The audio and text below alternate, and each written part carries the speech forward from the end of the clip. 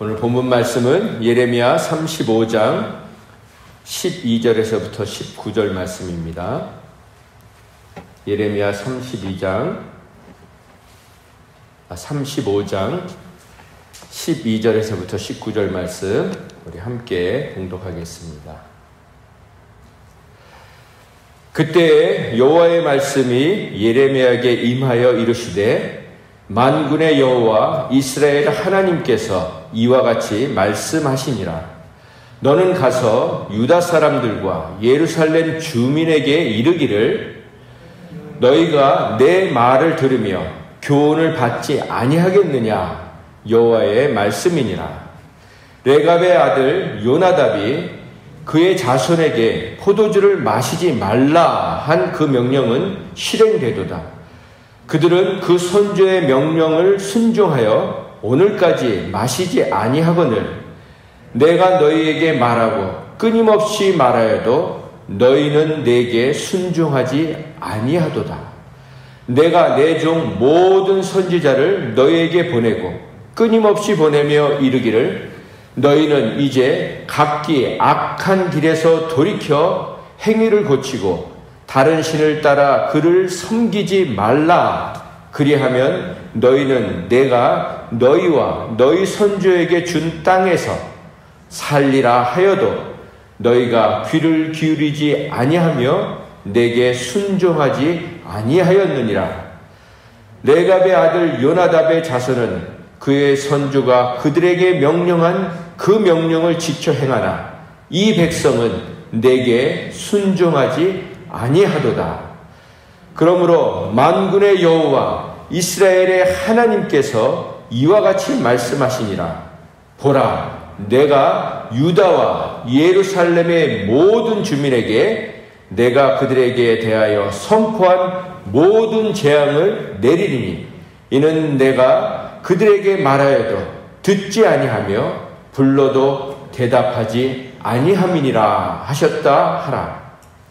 예레미야가 레갑 사람의 가문에게 이르되 만군의 여호와 이스라엘 하나님께서 이와 같이 말씀하시기를 너희가 너희 선조 요나답의 명령을 순종하여 그의 모든 규례를 지키며 그가 너희에게 명령한 것을 행하였도다. 그러므로 만군의 여호와 이스라엘의 하나님께서 이와 같이 말씀하시니라. 레갑의 아들 요나답에게서 내 앞에 설 사람이 영원히 끊어지지 아니하리라 하시니라. 아멘. 오늘은 제목이 영어입니다. 같이 읽어볼까요? 시작. I remember you by looking at Jesus. I could find you in Jesus. 해석을 하면 나는 예수님을 바라보면서 당신을 기억합니다. 기억할 수 있습니다. 그리고 나는 예수님 안에서 당신을 찾을 수 있습니다. 왜 영어로 제목을 정했는지는 나중에 아시게 될 것입니다. 그렇습니다. 오늘도 우리가 예수님을 바라보면서 사랑하는 사람을 기억할 수 있고 예수님 안에서 우리가 사랑하는 사람을 발견할 수 있는 그런 복된 아침이 되기를 소망합니다.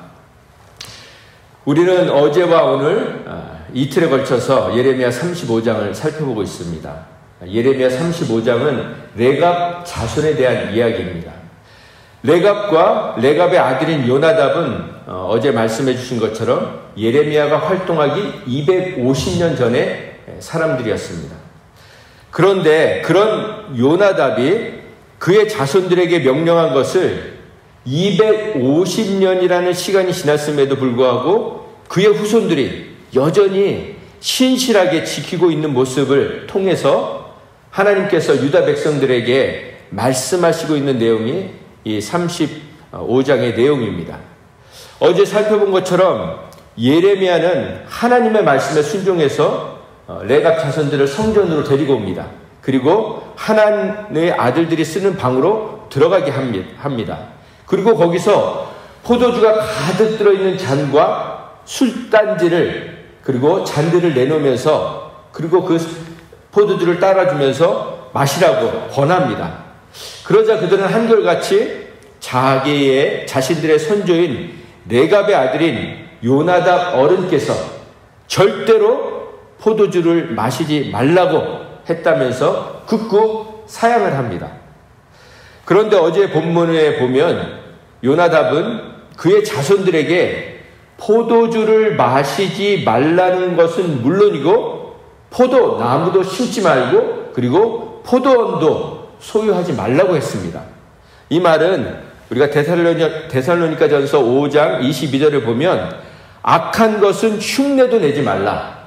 악은 어떤 모양이라도 버리라. 악한 일은 어떤 종류라도 다 버리라는 하나님의 말씀처럼 술을 마시지 말라는 것은 물론이고 술에 대한 생각이나 술을 갖고 대화를 한다거나 아니면 말을 한다거나 그 근처에도 가지 말라는 것입니다. 예를 들면 음식점을 경영하더라도 내가 안 마신다고 그리고 손님들이 찾는다는 그런 이유를 대면서 술을 판매하는 것, 그런 것도 하지 말라는 것과 같은 것입니다. 그런데 음식점을 하시는 분들의 이야기를 들어보면은 음식을 판매하는 것보다 음료수나 주류를 판매할 때 훨씬 수입이 좋다는 것입니다. 그런 유혹을 누가 쉽게 뿌리칠 수 있겠습니까? 이처럼 우리가 겪어보지 않아서 레갑 자손들이 어떻게 살았을지가 피부에 잘 와닿지 않지만 당시에도 그렇고 지금도 그렇고 거처할 집을 짓지 않고 포도원이나 농토나 곡식의 씨도 소유하지 않고 장막 안에서 평생을 살아야 했던 삶은 말 그대로 바보 같아 보이고 어리석어 보이는 삶을 이들이 살았다는 것입니다.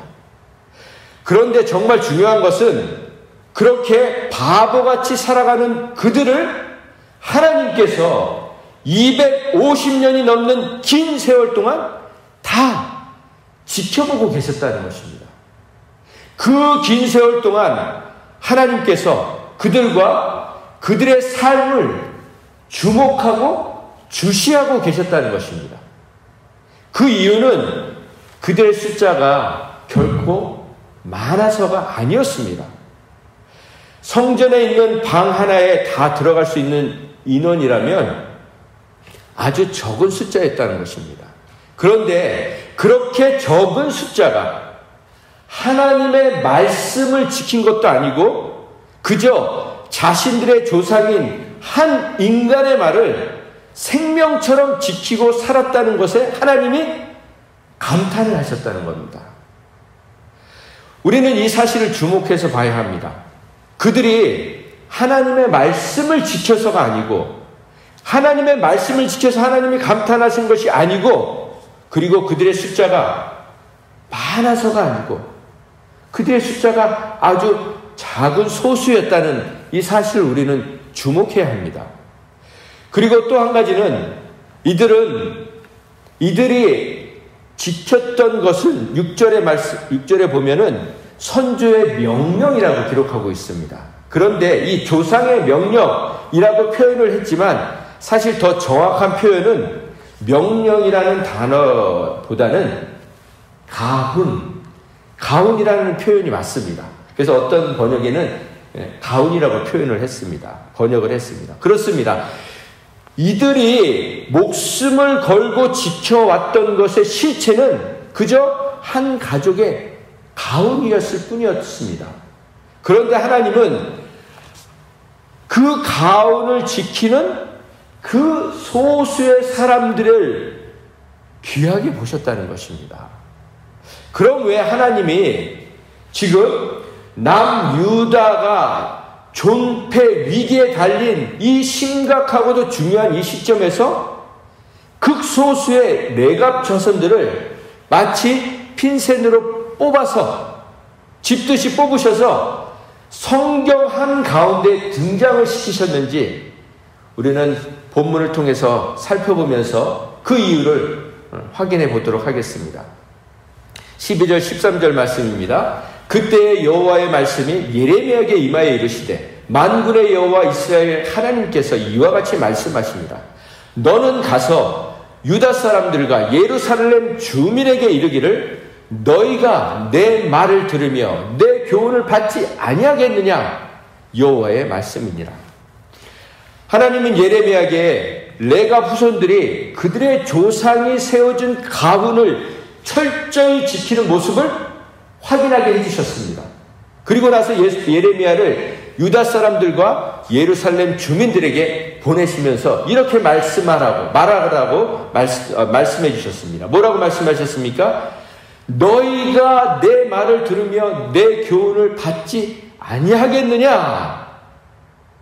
이 말을 전하라고 하셨습니다. 근데 여러분, 이 말을 보면요, 그냥 이제는 너희들이 레갑 자손들처럼 내 교훈을 좀 듣지 않겠니? 하는 그렇게 좀 부탁하는 식으로 말씀을 하신 것 같지만, 다른 번역에 보면 어째서 너희는 교훈을 얻지 않으려고 하느냐? 너희는 기어이 내 말을 듣지 않을 작정이냐? 나의 훈계를 받지 않을 작정이냐?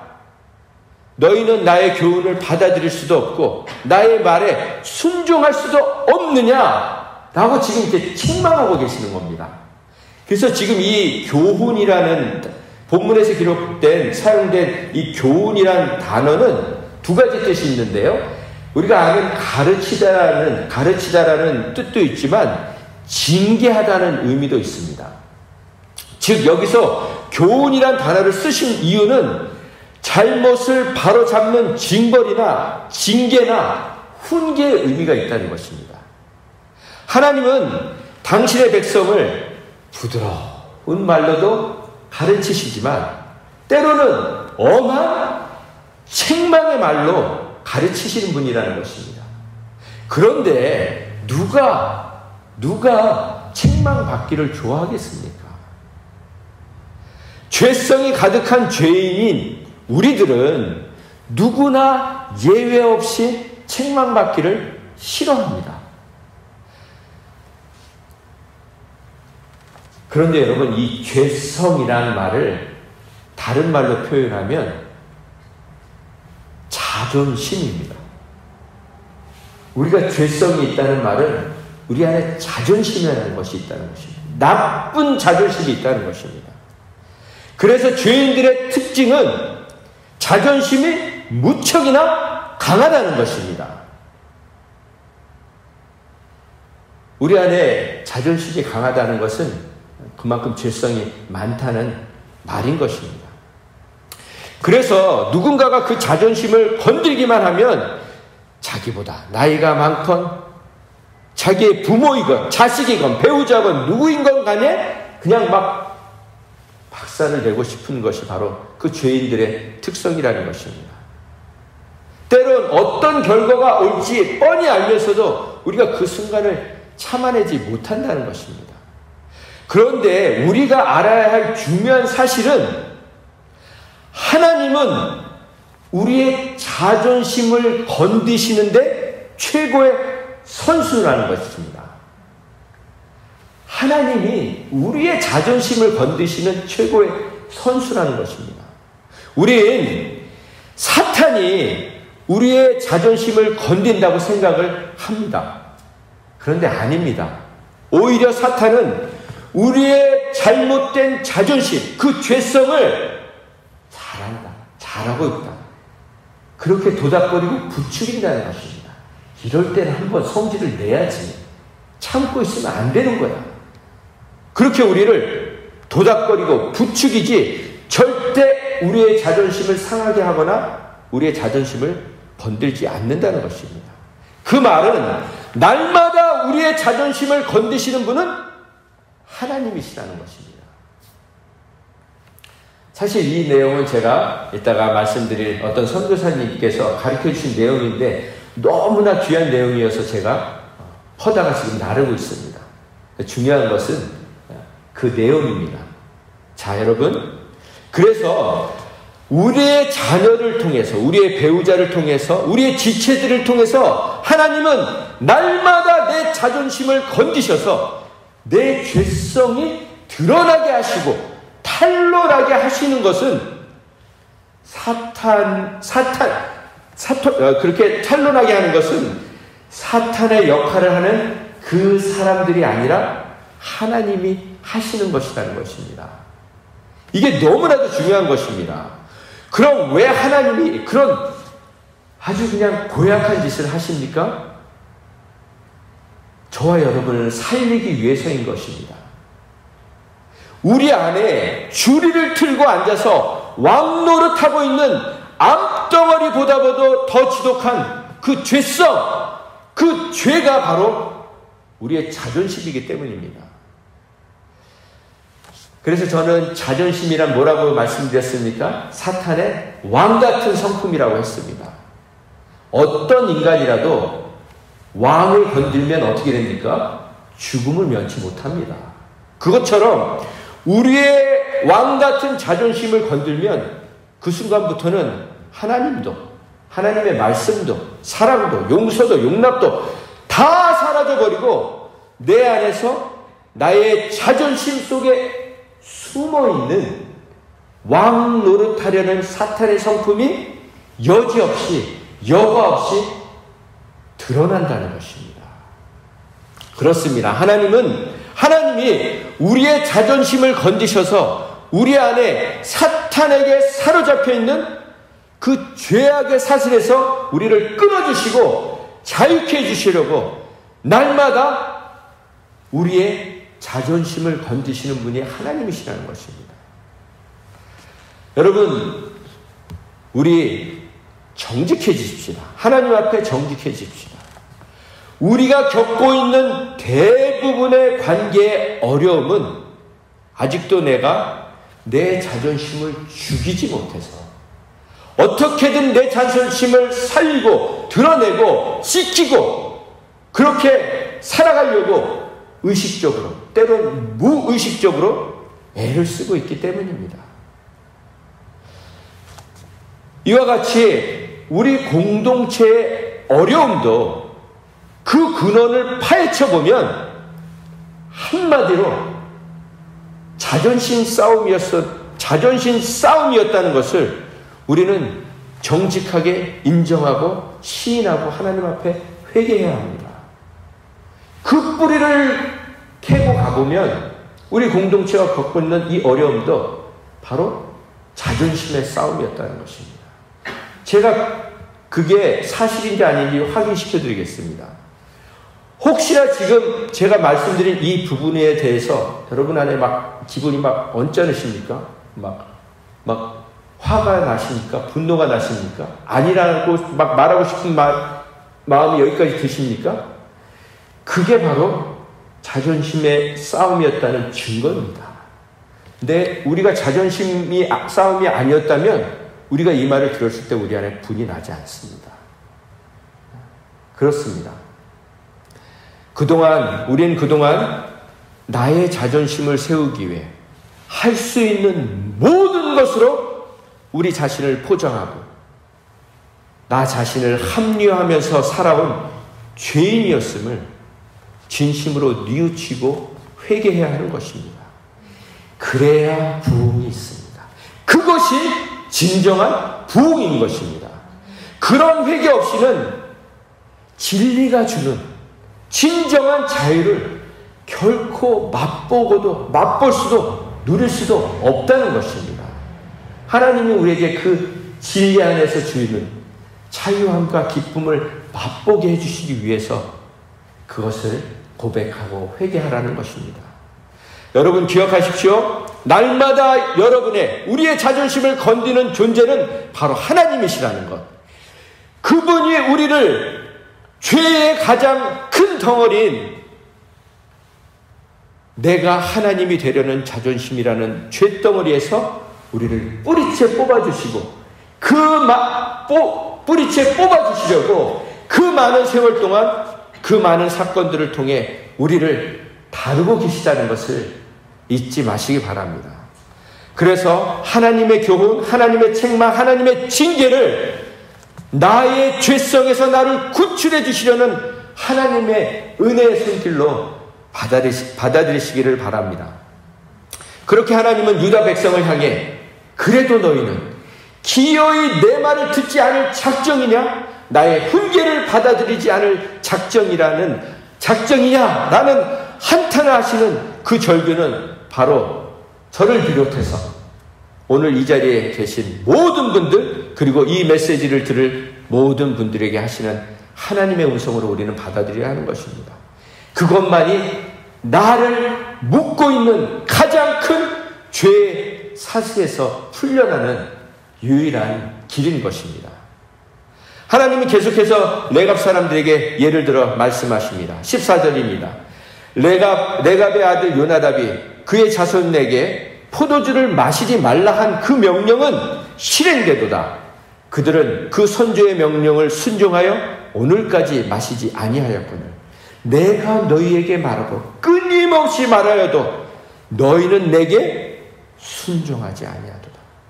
내가 내준 모든 선지자를 너희에게 보내고 끊임없이 보내며 이르기를 너희는 이제 각자 악한 길에서 돌이켜 그 행위를 고치고 다른 신들을 따라 그를 섬기지 말라. 그리하면 너희는 내가 너희와 너희 손주에게 준 이 땅에서 살리라 하여도 너희가 귀를 기울이지 아니하며 내게 순종하지 아니하였느니라.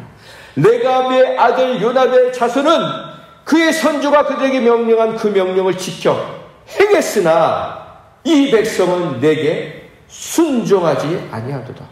그러므로 만군의 여호와 이스라엘 하나님께서 이와 같이 말씀하시니라. 보라, 내가 유다와 예루살렘의 모든 주민에게 내가 그들에게 대하여 선포한 모든 재앙을 내리리니 이는 내가 그들에게 말하여도 듣지 아니하며 불러도 대답하지 아니함이라. 그렇습니다. 14절에 보면 레갑의 아들 요나답이 그의 자손에게 포도주를 마시지 말라 한 그 명령은 실행되도다 라는 뜻은 레갑의 아들 요나답이 자손들에게 내린 그 명령은 그야말로 철두철미하게 준행되었다는 뜻입니다. 철두철미하게 그들이 지켰다는 것입니다.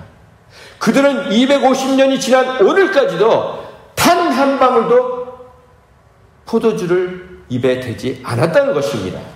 그들 모두가 조상이 내린 명령을 존중하고 순종했다는 것입니다. 그런데 하나님의 선민이라고 하는 유다 백성들은 지금 이 새 본문이 뭐라고 말씀하십니까? 순종하지 않았다. 그들은 내게 순종하지 않았다. 그들은 내 말에 순종하지 않았다고 말씀하고 계시는 것입니다. 끊임없이 불순종했다는 것입니다. 그럼에도 불구하고 14절에서부터 16절은 끊임없이 하나님은 포기하지 아니하시고 계속해서 그들을 돌이키시려는 그 멈추지 않는 하나님의 헌신을 우리는 확인하게 됩니다. 죄인들을 향해 끊임없이 권면하시는 이해할 수 없는 하나님의 모습을 발견하게 됩니다. 그러나 그런 하나님의 열심, 그 열심에 유다 백성들은 매번 불순종으로 보답하고 있는 것을 보게 됩니다. 15절입니다. 각기 악한 길에서 돌이켜 행위를 고치고 다른 신들을 따라 그를 섬기지 말라. 이건요, 다른 번역은 이렇게 번역되어 있어요. 제발 마음을 좀 고쳐먹어라. 못된 길을 좀 버려라. 못된 생활 태도를 좀 버려라. 고쳐라. 다른 신들을 받들어서 좀 섬기지 말라고 말씀하고 계신 것입니다. 그런 하나님의 끊임없는 권면과 책망과 질책에도 유다 백성은 계속해서 하나님을 무시했다는 것입니다. 여러분, 우리가 왜 화가 납니까? 무시당한다고 생각이 들 때 화가 나지 않습니까? 말을 해도 듣는 신용도 안 하고 불러도 콧방귀도 안 낄 때가, 그럴 때 우리가 화가 나지 않습니까? 그래서 하나님은 어떻게 하시기로 결정하셨습니까? 재앙을 내리기로 결정하셨습니다. 어떤 재앙을 내리기로 결정하셨습니까? 모든 재앙을 내리기로 결정하셨습니다. 마치 완악한 마음을 가진 바로 왕과 그 애국 백성들에게 10가지 재앙을 내리셨던 것처럼, 여러분, 10가지 재앙이라는 무슨 말입니까? 하나님이 내리실 수 있는 모든 재앙을 그들에게 내리셨다는 것입니다. 그만큼 하나님을 무시하는 대가는, 불순종의 대가는 엄청나다는 것입니다. 여러분, 지금 세계가, 온 세계가 눈에 보이지도 않는 바이러스 때문에 몸살을 앓고 있는 이유가 무엇입니까? 한마디로 인간들의 하나님을 무시했기 때문입니다. 하나님의 말씀에 불순종했기 때문입니다. 하나님의 말씀을 농담으로 여겼기 때문입니다. 그래서 18절 말씀에 예레미야가 예레갑 사람들 가문에게 이릅니다. 뭐라고 얘기합니까? 만군의 여호와 이스라엘 하나님께서 이와 같이 말씀하시기를 너희가 너희 선조 요나답에게 명령을 순종하여 그의 모든 규례를 지키며 그가 너희에게 명령한 것을 행하였도다. 그러므로 만군의 여호와 이스라엘 하나님께서 이와 같이 말씀하시니라 레갑의 아들 요나답에게서 내 앞에 설 사람이 영원히 끊어지지 아니하리라. 지금 레갑의 아들 요나답에게서 내 앞에 설 사람이 영원히 끊어지지 아니하리라. 이 말씀은 무슨 말씀이냐면 내 앞에 하나님 앞에 설 사람이란 이 말은 레갑의 후손에게서 하나님 앞에서 하나님을 섬기는 사람이 끊임없이 나올 것이라는 것입니다. 예를 들어서 우리가 이런 말들을 하지 않습니까? 우리 가정은 몇 대 집안의 목회자 집안입니다. 순교자 집안입니다. 그런 얘기를 들으면 우리 정말 이렇게 부럽지 않습니까? 그것처럼 하나님 앞에서 하나님을 섬기는 사람들이 레갑 자손에서 끊어지지 않을 거라는 그런 축복의 말씀인 것입니다. 그렇습니다. 하나님 앞에서 하나님을 섬기는 사람들이 끊어지지 않는 것이 여러분과 저의 가정의 가장 큰 축복이 아니겠습니까? 그렇습니다. 말씀을 정리해 보겠습니다. 오늘 레갑 자손은 생각지도 못했던 엄청난 축복을 하나님께 받습니다. 그 이유는 그들이 하나님의 말씀을 지킨 것도 아니었고 그들이 많은 숫자도 아니었고 막강한 힘이나 영향력을 가진 사람들도 아니었습니다. 그저 그들이 한 것이라곤 조상이 말한 가언을 지키고 자신들이 좋아 보이고 편해 보이고 이득이 될 것 같은 삶을 기꺼이 포기하고 조상의 말을 따랐던 그냥 지극히 평범한 사람들이었습니다. 그런데 그런 그들을 오로지 주님만이 그들의 가치를 알아보셨다는 것입니다. 알아주셨다는 것입니다. 이게 놀랍지 않습니까? 이처럼 하나님이 주목하시고 계시는 사람과 장소는 우리 인간이 주목하고 바라보고 있는 사람과 장소와 다르다는 것입니다. 하나님은 수천만 명이 모여있는 자리에서 영광 받기를 미치도록 좋아하시는 분이 아니시라는 것입니다. 하나님은 오히려 한 사람의 순종을 그렇게도 기뻐하신다는 것입니다. 그 증거가 어디 있습니까? 당신의 말씀에 기꺼이 순종해서 이 땅에 내려오신 당신의 아들을 보시면서 하셨던 말씀. 그분이 한 사람의 순종을 얼마나 기뻐하셨는지가 바로 마태복음 3장 17절에 고스란히 담겨 있습니다. 뭐라고 말씀하셨습니까? 당신에게 순종하는 아들을 보시면서 이는 내 사랑하는 아들이요 내 기뻐하는 자라. 그렇게 말씀하셨던 것입니다. 그럼 왜 하나님이 당신의 아들을 이토록 기뻐하시고 자랑스러워 하셨습니까? 단순히 자신의 아들이었기 때문이었습니까? 아닙니다. 빌립보서 2장 8절 말씀처럼 예수님께서 자신을 낮추시고 죽기까지 복종하셨기 때문입니다. 죽기까지 순종하셨기 때문입니다. 여러분, 하나님은 당신의 아들이 죽는 자리에서 가장 마음 아파하셨지만 또한 그 죽음의 자리에서 당신의 아들을 가장 자랑스러워 하셨습니다. 그래서 여러분과 제가 삶의 자리에서 죽을 때, 온전히 죽을 때 하나님은 가장 기뻐하시고 가장 자랑스러워 하신다는 것을 잊지 마시기 바랍니다. 하나님은 저와 여러분이 속해 있는 가정과 가문을 일으키는 사람으로 선택하셨습니다. 여러분 그걸 믿으십니까? 여러분과 저를, 여러분과 저의 가정과 가문을 일으키는 사람으로 선택하셨다는 것입니다. 그래서 고난이 많은 것입니다. 그래서 고통이 많은 것입니다. 그래서 우리는 날마다 나를 부인하고 죽고 또 죽어야 합니다. 그것만이 우리의 가정과 가문을 일으키는 유일한 방법입니다. 그런데 여러분, 누구 앞에서 죽어야 합니까? 누구 앞에서 죽어야 합니까? 하나님 앞에서가 아닙니다. 하나님 앞에서 죽는 건 너무 멋진 일이죠. 하나님의 앞이 아니고요. 여러분과 저를 조롱하고 멸시하고 학대하고 침을 뱉고 찌르고 갈기갈기 찢는, 그러면서 비웃는 죄인들 앞에서 죽어야 합니다. 어떻게 해요? 그 죄인들을 용서하면서 죽어야 합니다. 그때야 비로소 우리는 레갑의 가문처럼 우리의 가정과 가문을 일으키는 사람이 되는 것입니다. 저는 요즘 20년이 넘도록 아마존에서 사역을 하시다가 지금은 주님 품에 계신 허은석 선교사님의 말씀을 들으면서 너무나 큰 은혜를 누리고 있습니다. 여러분 유튜브에 허은석 선교사님 치시면요, 그분이 돌아가시기 전 얼마 전에 암과 투병하는 그 시간에 메시지를 전하신 것들이 있는데요, 제가 여태껏 신앙생활하면서 그런 메시지를 들어본 적이 없습니다. 제가 기회가 되면 그걸 좀 편집해서 여러분들한테 좀 들려드리고 싶은데요, 그분이 모태신앙이 아니었습니다. 그분은 어머님이 일찍 돌아가셨고 아버지는 술 중독자였습니다. 그분은 말씀 중에 본인의 어렸을 적 이야기는 많이 안 하시지만 이 두 가지 사실만 보더라도 그분이 얼마나 힘든 삶을 살았을지가 우리가 짐작이 되지 않습니까? 그런데 그분이 23살에 하나님을 만나고 나서 방언의 은사는 물론 예언의 은사, 투시의 은사, 병고침의 은사 등 엄청난 은사를 하나님이 쏟아 부어주셨습니다. 그런데도 이분에게도 그런 능력의 종에게도 아주 큰 약점이 있었습니다.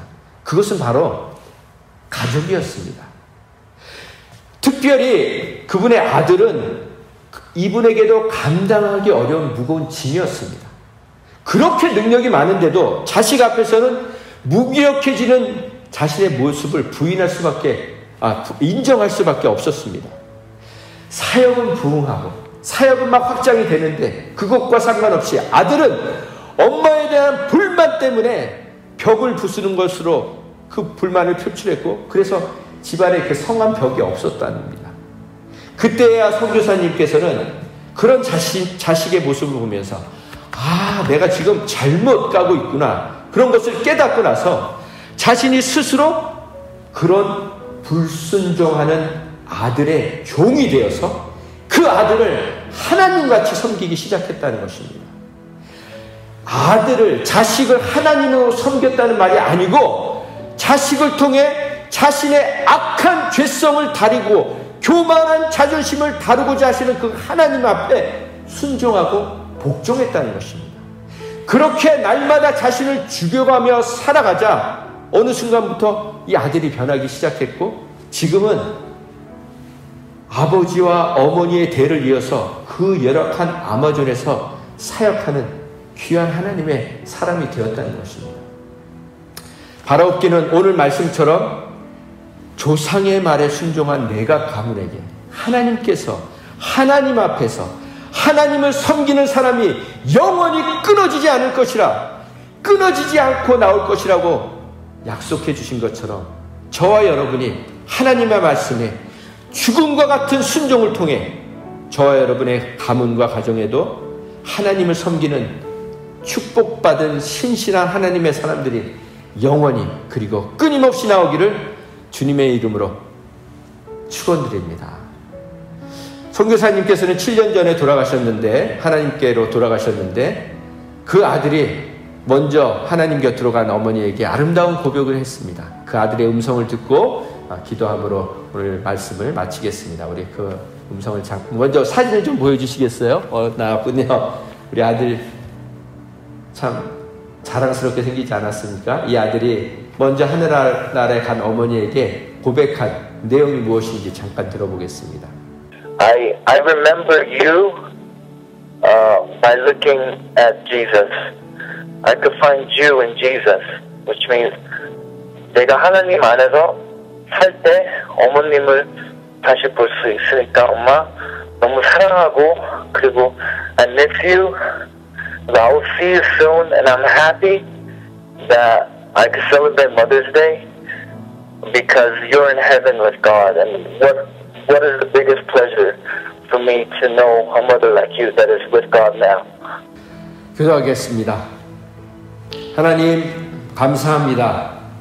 레갑 사람들이 단지 사람의 말을 지킨 것뿐인데도 이처럼 큰 은혜를 내려주시는 분이 하나님이시라면 하나님의 말씀을 지키려고 하나님의 말씀대로 살려고 날마다 새벽을 깨우며 이 자리를 지키며 당신께 고개 숙여 간절히 기도하는 당신의 자녀들의 기도를 어찌 외면하시겠습니까?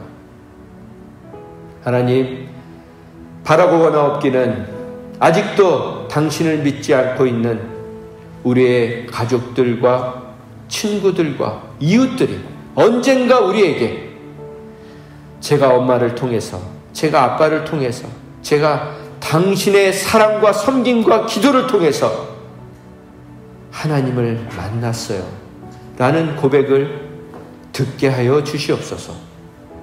그 고백을 듣기 위해 오늘도 당신만을 바라보며 눈물병에 눈물을 담고 있는 사랑하는 당신의 자녀들의 간절한 바램을 기억하여 주시옵소서. 그리고 레갑 사람들에게 베풀어 주신 은혜, 갑절의 은혜를 부어 주시옵소서. 그래서 한나의 얼굴에서 근심이 사라지고 해처럼 밝은 얼굴로 돌아간 것처럼 이 자리를 떠나 삶의 자리로 돌아가는 우리의 얼굴에서 주님의 찬란한 영광이 태양처럼 비치게 하여 주시옵소서. 예수님의 이름으로 기도했습니다. 아멘.